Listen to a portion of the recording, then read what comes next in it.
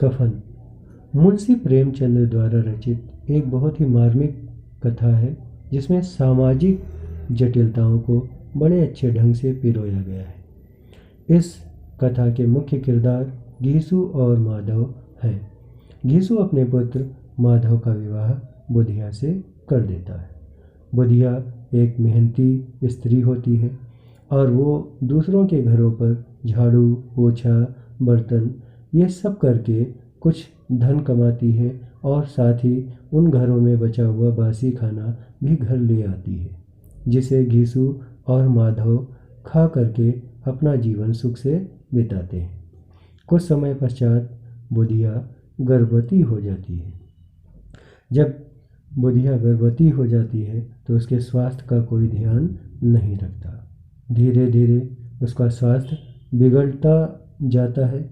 एक दिन जब घीसू और माधव अपनी झोपड़ी के बाहर आलू भून करके खा रहे होते हैं, तभी बुधिया की तबीयत बहुत बिगड़ जाती है और वो चीखने और चिल्लाने लगती है।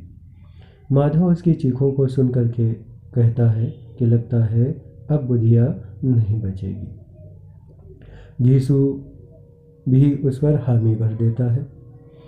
दोनों उसकी चीखें सुनते रहते हैं और भुने हुए आलूओं को खाते रहते हैं।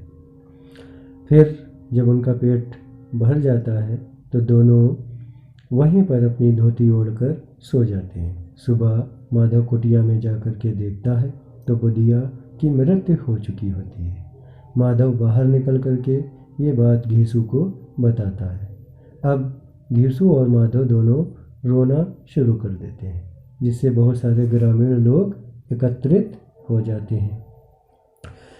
अब घीसू माधव के साथ जमींदार के पास जाता है और उससे बुधिया के अंतिम संस्कार के लिए कुछ धन की मांग करता है। जमींदार घीसू से पहले से ही गुस्सा होता है, लेकिन फिर भी अंतिम संस्कार के लिए वो 2 रुपये दे देता है। गांव के अन्य लोग भी कुछ न कुछ धन के रूप में देते हैं, जिससे घीसू और माधव के पास 5 रुपये हो जाते हैं। साथ ही गांव के लोग उन्हें कुछ लकड़ियां भी दे देते हैं। घीसू और माधव उन 5 रुपये को लेकर के बाजार कफन खरीदने के लिए जाते हैं। जब वो कफन खरीदने के लिए जाते हैं तो बड़ा विचार विमर्श करते हैं कि कफन तो वैसे भी जल जाना है, तो क्यों ना सस्ता मद्दा सा कोई कफन ले लिया जाए।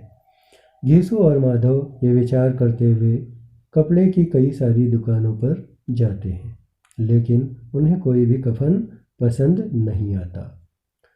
शाम हो जाती है। शाम को घीसू और माधव दोनों एक शराब की दुकान के पास पहुंचते हैं। वहाँ वो उन 5 रुपयों में से शराब पीते हैं, साथ में कलेजी और अन्य चीज़ों का सेवन करते हैं। जब उन दोनों का पेट भर जाता है तो बचा हुआ अपना भोजन एक भिखारी को दे देते हैं और उससे कहते हैं कि बुधिया के लिए प्रार्थना करे ताकि उसे स्वर्ग मिले। अब माधव घीसू से पूछता है कि बुधिया का कफन कैसे होगा।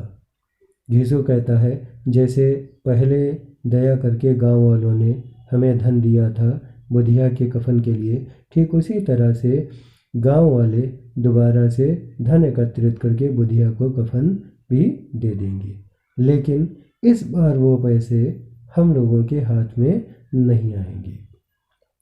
और होता भी ऐसा ही है। गांव वाले पैसा एकत्रित करके बुधिया को कफन देते हैं और उसकी चिता को अग्नि लगा करके उसका अंतिम संस्कार भी कर देते हैं। इधर घीसू और माधव यहाँ मस्त सो रहे होते हैं और यहीं पर कथानक समाप्त हो जाता है।